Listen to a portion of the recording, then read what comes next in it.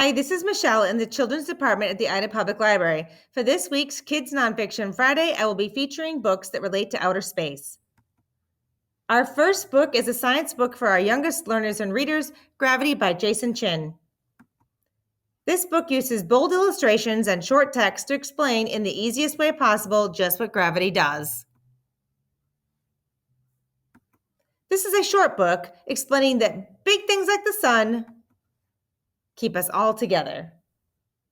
At the back of the book, there's a bit more information for more advanced readers or for parents to use to help explain gravity science to their children. Our next book is also a picture book, Journey Around the Sun, the story of Halley's Comet, written by James Gladstone. This book takes a historical look at Halley's Comet, complete with beautiful illustrations. It explains how, in the past, people had no idea what the bright shooting light in the sky was, and how they made a variety of guesses as to what it might be.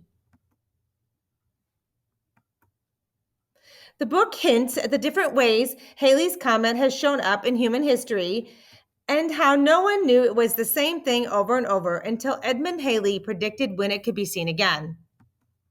This book focuses on the history of this particular comet rather on a scientific discussion of comets themselves. This history book about a recurring comet would be well paired with a book about the science of comets. Our next book, Space Maps, Your Tour of the Universe by Laura Albanese, is more of an oversized reference book chock full of all sorts of information, often in map form. As you can see from the table of contents, this book covers a lot of outer space related topics.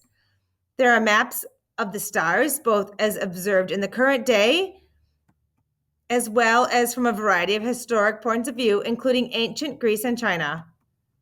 It lays out the structure of the Milky Way and where our solar system is inside of it.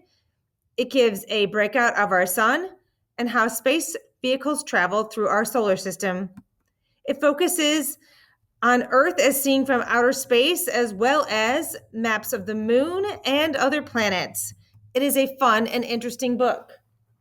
Our last book, Starry Messenger, Galileo Galilei by Peter Siss, is also an interesting book. This picture book is for perhaps a slightly older child. It is an intriguingly illustrated picture book about the famous scientist Galileo. It begins with the idea that people in his world thought the Earth was the center of the universe.